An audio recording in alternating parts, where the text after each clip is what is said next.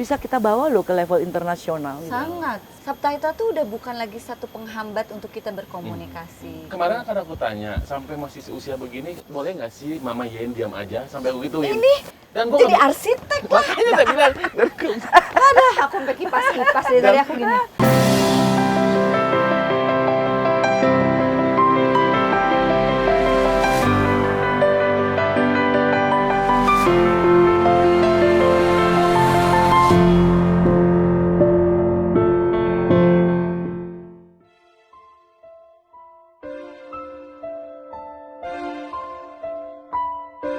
Jarak yang semakin menjauhkan aku darinya, sekaligus meneguhkan prinsipku yang takkan pernah bisa dibeli dengan kemewahan istana sekalipun.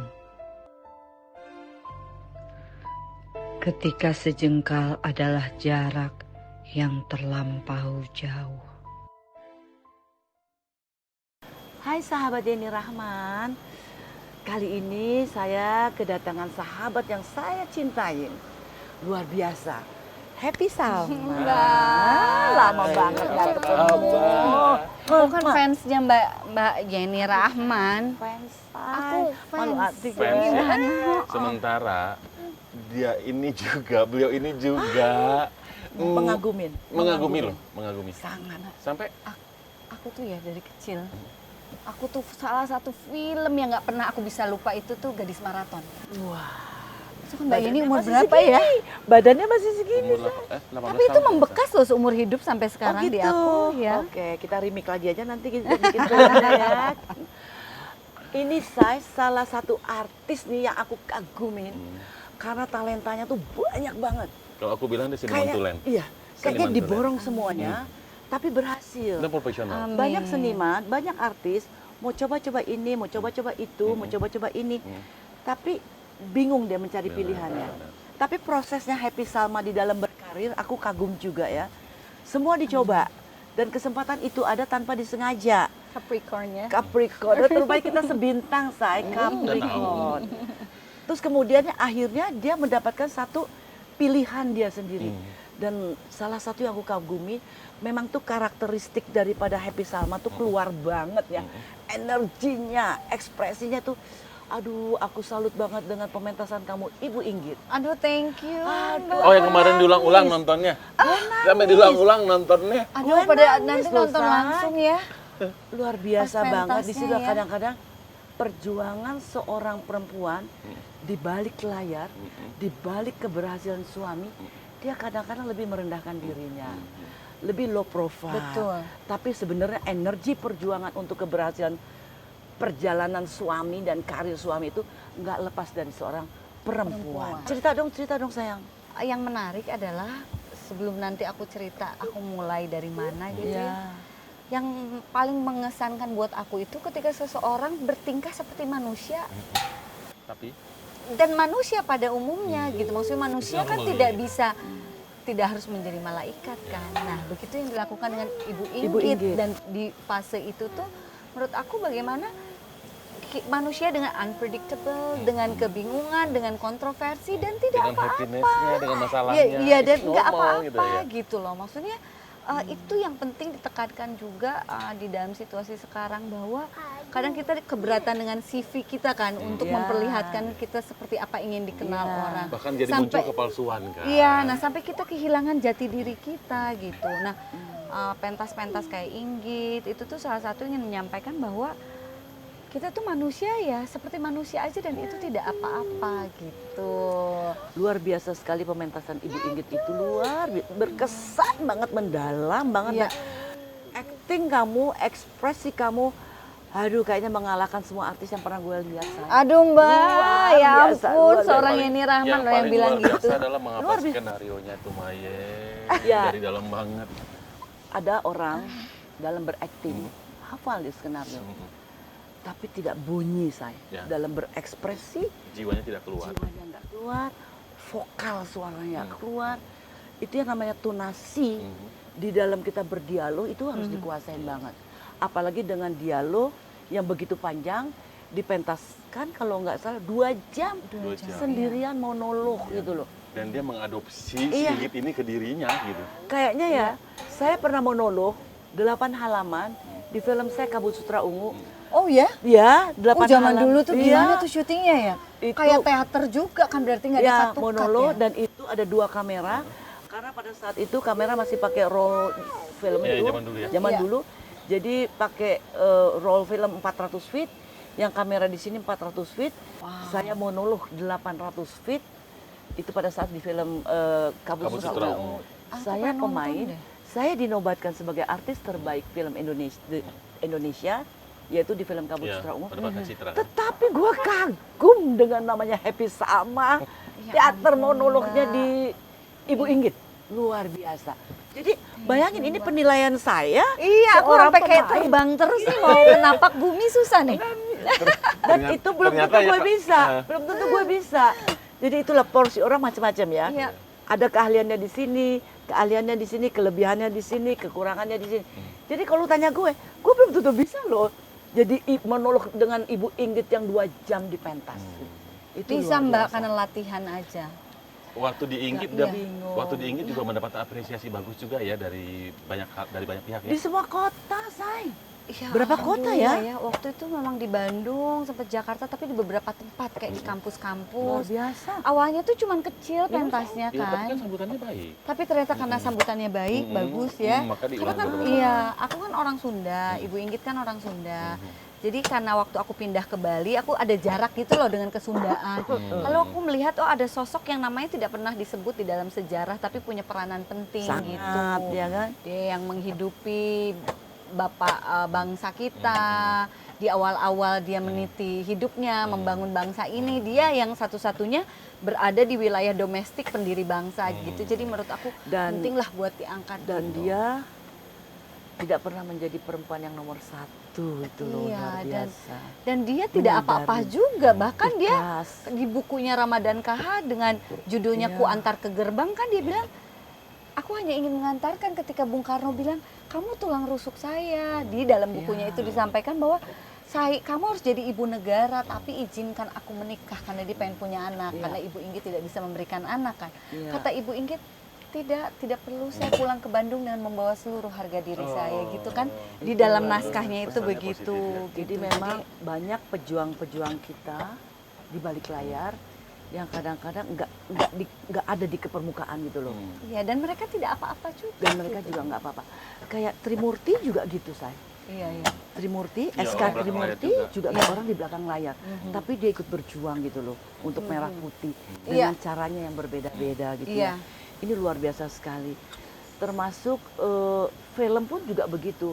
Kadang-kadang banyak senias-senias yang punya talenta, Iya, punya kemampuan luar biasa. betul. Cuman belum dapat nih kesempatan yang gigit banget gitu. Iya. Sehingga benar-benar mereka bisa mencuat gitu loh. Iya. Kita kenal Teguh Karya, Iya. kita kenal Suman Jaya, dan senias-senias muda sekarang juga nggak kalah gitu.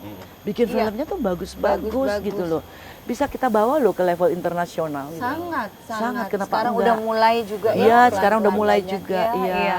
Apalagi sekarang kayak kemarin di Oscar kan yang menang itu film dari Korea ya. Subtitle tuh udah bukan lagi satu penghambat untuk kita berkomunikasi. Betul. Jadi kan ada kayak kesempatan luar biasa ya Iya, bahwa iya. Indonesia juga oh bisa gitu.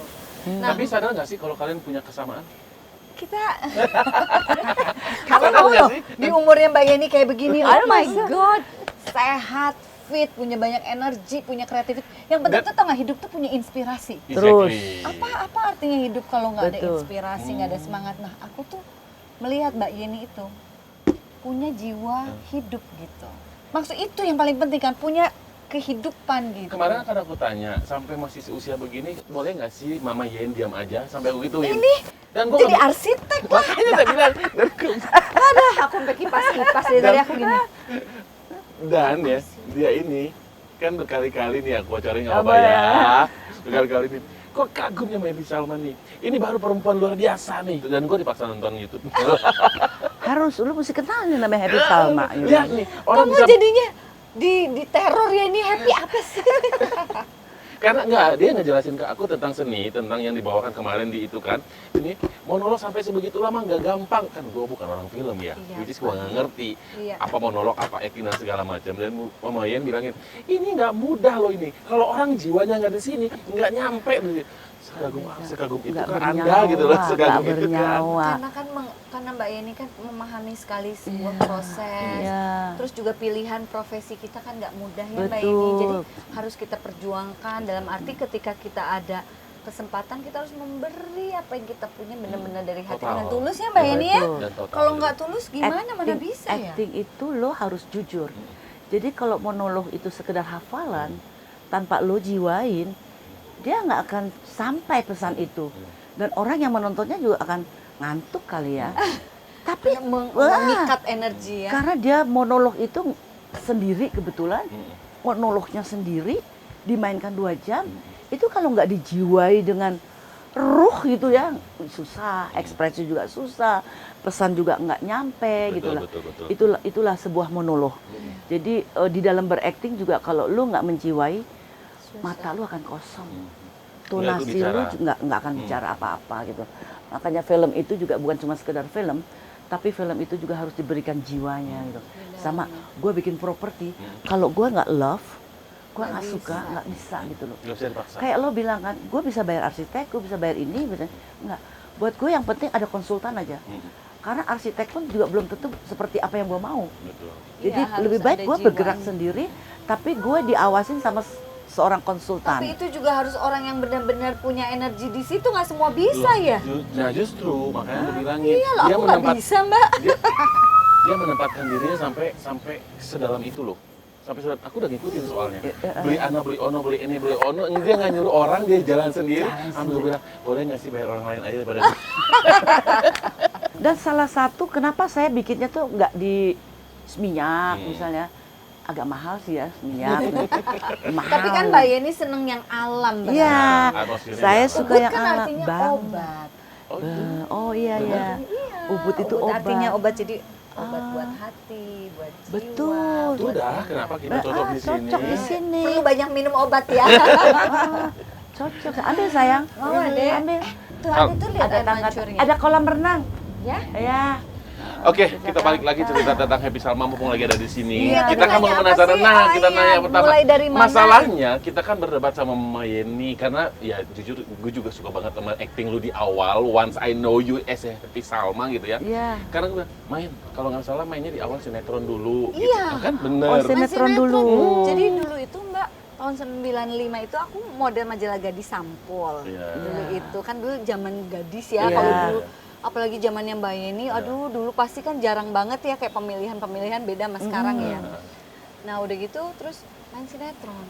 Zaman tahun 2090-an Sinetron akhir kan itu untuk stasiun TV apa tuh kalau ingat?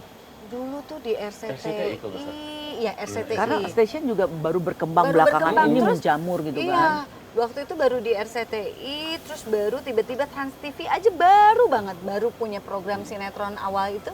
Dulu kita di situ, berarti tahun berapa itu? Tahun 2000, 99 2000. And you know why? Begitu dia muncul pertama kali, tiba-tiba muncul. Sukses. Emang berbakat sih. Berbakat. Kalau layar lebar sayang. Nah, di zaman generasinya aku, kan layar lebar tuh lagi mulai kayak Sleep. orang tuh Iya. semua ke sinetron. Sinetron. Oh. Karena Semua baru orang bentuk lagi ke TV kan. sinetron kan, ke Karena TV. salah satu kebutuhan stasiun TV saya. Iya. Iya, nah, Sekian persen tuh isinya harus sinetron. Iya. Nah, jadi memang aku tuh fokus di main sinetron. Nah, pas film udah mulai pada bangkit, aku memutuskan untuk rehat sementara banyak untuk ke teater. Tahun 2006, 2007 Dan itu. itu sangat disayangkan sekali kan pada saat itu ya. Iya, karena aku memang tiba-tiba menemukan aduh ini kok bahagia banget gitu loh Mbak, kayak menemukan Teater- cinta yang baru oke. gitu loh. Teater pertama yang kamu perankan sebagai apa? Terus sutradaranya siapa? Di mana tuh? Jadi waktu itu Karena aku pengen dapat pengalaman juga karena gue Iya. nggak pernah main teater, Say. Iya, Pengen jadi banget. tiba-tiba gini, aku tuh awalnya kenapa di teater ya? Jadi aku tuh suka sekali baca buku sastra. Iya. Jadi ketika nunggu di lokasi syuting itu aku tuh banyak baca, banyak nulis gitu, bikin buku segala macam sampai akhirnya tiba-tiba aku diajak sama kelompok cewek-cewek nih, para aktivis bikin pertunjukan adaptasi dari bukunya Pramudia Anantatur, judulnya Bumi Manusia. Nah aku tuh ditawarin untuk aktif di situ lah, aku berperan sebagai Nyai Ontosoroh untuk peran utama di situ. Nah dari situ aku menemukan satu metode baru bahwa ada ruang adaptasi lain mengangkat dari buku sastra gitu ke panggung. Dari situlah aku jadi kayak agak mulai melupakan syuting itu, fokus ke situ karena ini Mama Yen, Mbak Yeni kan kalau Mama main Yeni. sinetron aku jadi Mama Yen juga. Nggak apa-apa sayang, cantik ya. Anak angkat ya. Karena kan kalau sinetron tujuannya kan pasti mencari uang. Iya. Iya kan? Iya. Sinetron tuh kejar tayang kan itu untuk nabung. Nah pada saat itu tuh aku di dalam posisi tabunganku udah cukup saatnya sekarang aku mengisir uang yang lain. Nah jadi deh aku tuh ke panggung teater sampai akhirnya menemukan bahwa panggung teater itu bisa menjadi aliwahana atau adaptasi dari karya-karya sastra yang aku suka. Akhirnya aku bikinlah waktu itu abis pentas dengan sutradaranya Wawan Sofwan. Pentasnya di Jakarta full house sampai akhirnya aku bikin pertunjukan dari bukunya Ahmad Tohari Ronggeng Duku Paruk. Waktu itu dibawa ke Belanda dan di Swiss untuk bikin monolog kecil. Dari situ keterusan lah sampai akhirnya aku bikin lembaga budaya namanya Titi Mangsa, Mbak Yen. Oh ternyata jiwanya di situ gitu ya. Jadi akhirnya aku tuh terus mengadaptasikan buku-buku sastra sampai akhirnya buku ada Ros Vanci Kembang yang teater zaman dulu, Dardanella dipentasin lagi. Lalu dari bukunya N. Hadini, Pangeran dari Seberang tentang Amir Hamzah, gimana revolusi sosial di Sumatera di tahun 40-an kita pentasin lagi. Akhirnya aku jadi keterusan. Awalnya tuh cuman kayak Menemukan jiwanya. ini idealisme. Aku ternyata ada dunia acting yang aku suka. Iya. Terus bisa mengkawinkan buku sastra yang aku suka. Iya. Ke panggung. Kalau film kan ada investasi besar dan Besar. lain-lain. Kalau panggung Durasi kan waktu juga pembuatannya cukup Iya. lama. Idealismenya seniman ya. iya, begitu. kalau panggung kan bisa mengambil kata-katanya Pak Putu Wijaya ya, Ya. bertolak dari yang ada. Jadi bisa di bawah pohon kek, di mana Bisa. sesuai dengan budget kita, pilihannya panggung. Terus jadi keterusan. Kesulitan di epic sama di panggung bukan. Film amat. Film ya, Teater ya? mediumnya kan beda Beda. ya. Kalau film kan ada kamera, kalau teater itu kan tentu ya aktingnya betul-betul tidak ada editing, jadi kebutuhannya Betul. banyak untuk latihan. Sebenarnya Mama Yen juga bisa sebenarnya Bisa ya. banget Dengan monolog energinya. sebegitu banyak ya kan. Tapi nggak ada kesempatan waktu itu atau gimana sih? Coba sekarang bagaimana kalau di Titi Mangsa aja? Karena Mbak, maksudnya si teater itu tuh bener-bener aku tuh ya tadinya kan teater tuh hanya kendaraan aku karena kesukaanku pada sastra. Tapi di situ aku tuh belajar tentang banyak kehidupan. Menilai diri kita, kadang aku tuh sok tahu ya, aku tuh kadang-kadang suka begini begitu tuh betul-betul dari proses panggung itu. Itu luar biasa, luar biasa. Iya, karena dari situ kan Jadi, kayak kita nggak bisa. Kalau saya lihat ya, dia tambah lagi nih energinya nih, kemampuannya nih. Ternyata dia juga memiliki jiwa entrepreneur yang luar biasa dengan tutolanya. Oh, Itu iya sih, gimana bisa muncul lagi ke perhiasan. Jadi memang ini dia lagi membangun sebuah karakter perempuan-perempuan hebat. Seniman Kak. tidak akan jauh bekerjanya dari seniman. Sementara kan kita dulu juga tahu kalau dia ini stylish banget untuk enggak loh, fit pada aku out. suka tuh Tapi kan halus etnik kan, Iya. etniknya muncul kan. Iya sih. Mungkin karena Mbak, jadi gini, aku waktu pindah ke Bali kan, awalnya aku nikah, pindah ke Bali. Awalnya dulu aku pikir, wah di Bali ini surganya aku untuk berkreativitas. Ternyata enggak. Pas di Bali itu aku ngeliat kunang-kunang deket sungai, aku jadinya pengennya relax gitu. Terus Jangkrik. jangkrik. Sedang di Jakarta itu tuh banyak aku lihat di jalanan aja ketimpangan sosial segala Ya. macam tuh banyak menumbuhkan energi. Nah, ketika di Bali itu ternyata lain apa ya yang aku dapatkan energinya itu. Betul. Maksudnya karena orang melakukan kegiatan berkesenian itu bagian dari kehidupannya. Betul. Bukan jadi bagian mereka mencari uang, itu Betul, enggak gitu. Jadi betul, aku ya. merasa apa yang aku kerjain Ini tuh yang kayak bener, artificial, Mbak. Iya. Kayak yang aku kerjain di Jakarta tuh kayak kaleng-kaleng gitu Boleh ya. dihitung si seniman yang begitu tuh. Bisa. Iya kan? Jadi pas di sini aku melihat bagaimana orang mengekspresikan gerak lewat tarian, lewat lewat membangun rumah aja apa tuh semua ada maksud dan ada intisari kehidupan gitu. Nah sampailah Mbak, aku tuh ketemu sama seorang maestro perhiasan namanya Desak Nyoman Suwarti. Nggak sengaja tuh. Itu tuh nggak sengaja karena dia ibunya teman saya. Dia itu punya perhiasan luar biasa dari motif-motif komunal yang leluhur turun-temurun. Dia terus kembangkan sampai dia tuh di Amerika itu selama 20 tahun membangun Oh dia stay di Amerika? iya, dia di Amerika itu membangun di QVC itu tuh home shopping, hampir ribuan item dari Bali itu dari Indonesia dibawa ke sana gitu untuk dia kenalkan. Nah aku tuh gini, dia mempertahankan motif-motif itu gitu.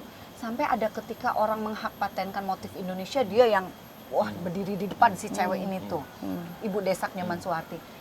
Akhirnya aku itu mengumpulkan semua materinya dia, karyanya dia, aku susun jadi buku.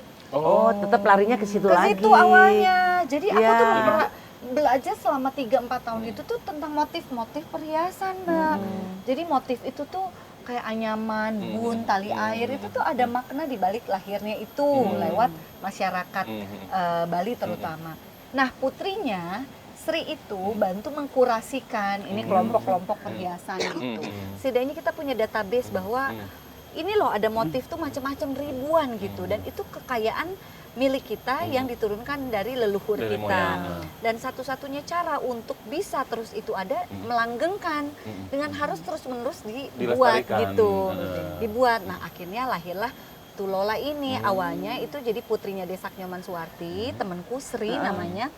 Dia itu mempertahankan tukang-tukang ibunya yang mau pada dipecat-pecatin karena penjualan udah mulai nggak terlalu bagus. Akhirnya Sri itu aku tantang, Sri kamu jadi desainer, coba aku bikin konsep kreatif, kamu yang mendesain. Jadi sebelum desain itu ada cerita di balik itu semua, bisa ambil dari buku-buku sastra yang aku suka, Mbak. Misalnya aku tuh suka banget lagu Juwita Malam. Oke, kita bikin desainnya lahir dari metamorfosis tentang perempuan misalnya.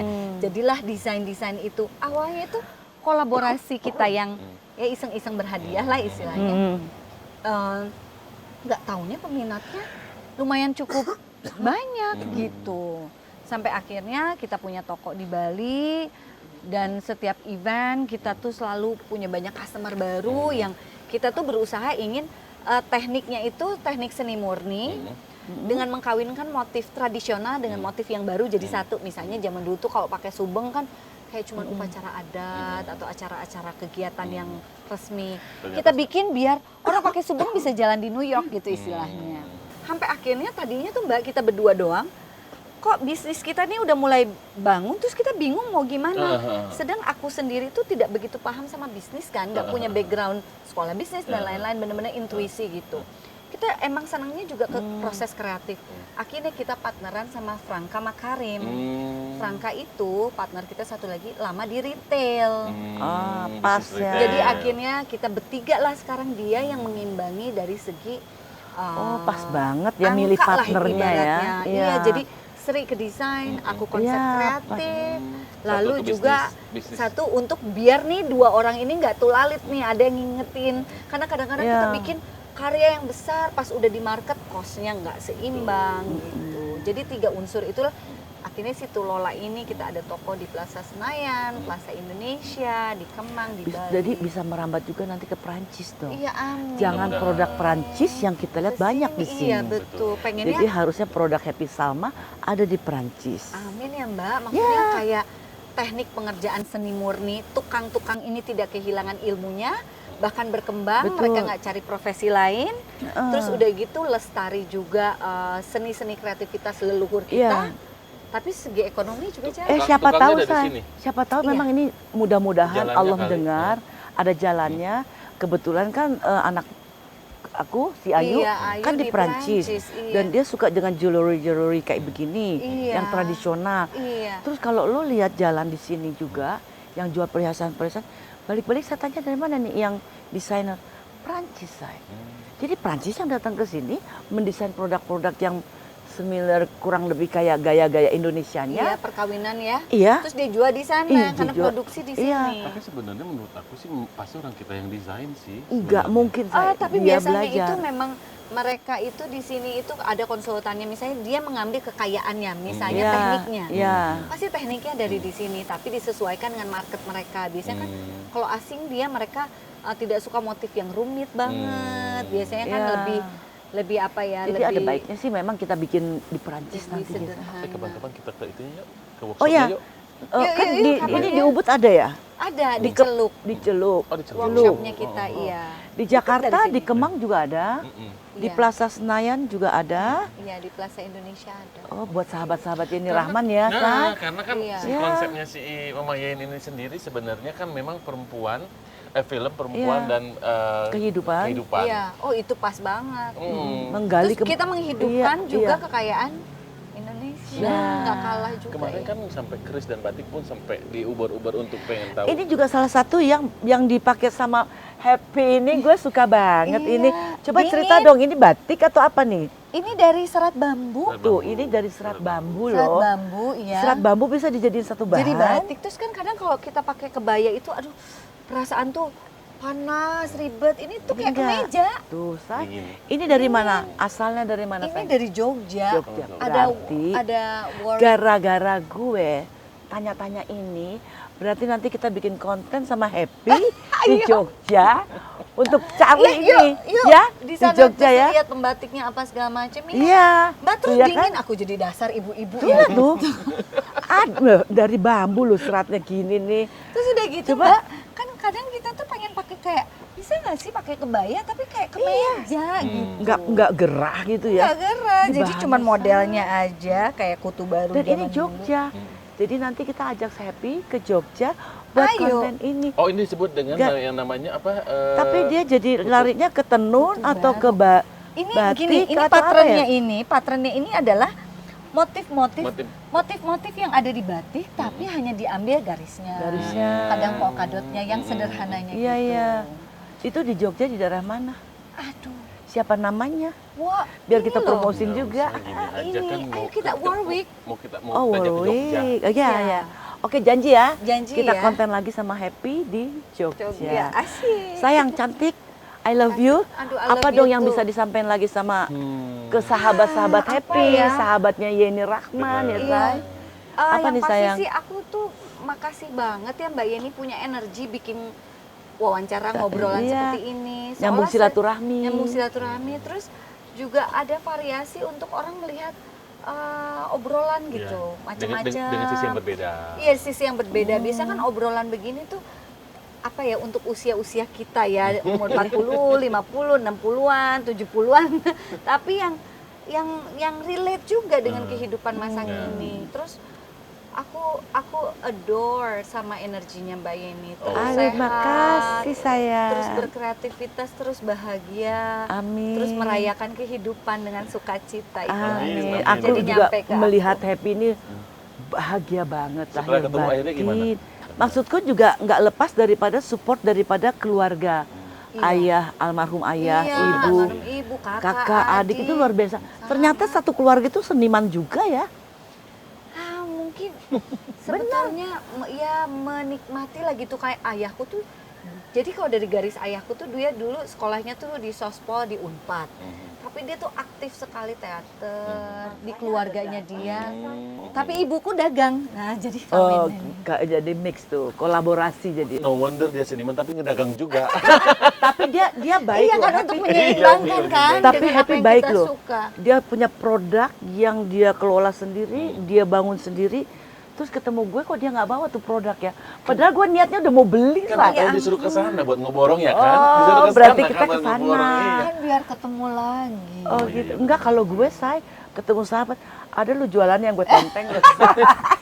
Mestinya gitu dong. Abis aku tuh kan nggak enak Mbak Nggak kalau kayak apa-apa. gitu. Pokoknya main dateng, yuk kapan. Namanya temen nggak bisa say. Kan Perempuan tuh kalau arisan aja ya, aduh masing-masing bawa dagangan say. Iya bener juga. Kan Iya. mamanya pernah bilang sama Julian prinsip bisnis teman adalah support gitu Support, loh. benar. Karena kalau ada teman bisnis jangan diminta gratis. Karena kan dia bisnis harus beli. Itu Iya, kata iya. kata mamanya. Kadang Tapi enggak say, gue bangun resort ini, butik resort and spa. Kalau untuk teman-teman, Itu kan tamu. Itu tamu. ada Oh, hal pribadi itu tamu ya. pribadi. Itu juga teman yang disayangkan. yang saya,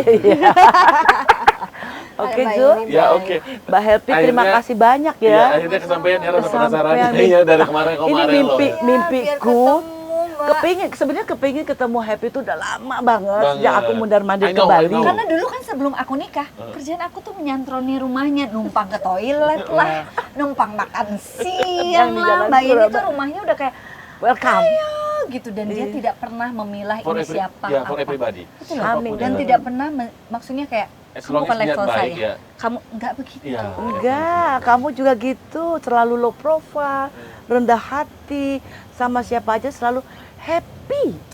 Amin. By the way katanya mau ngasih buku buat kita ya. Kita Nanti tunggu ya. ya. Saya Dan punya Ibu desanya juga Mas punya Wali. buku buat Happy nih.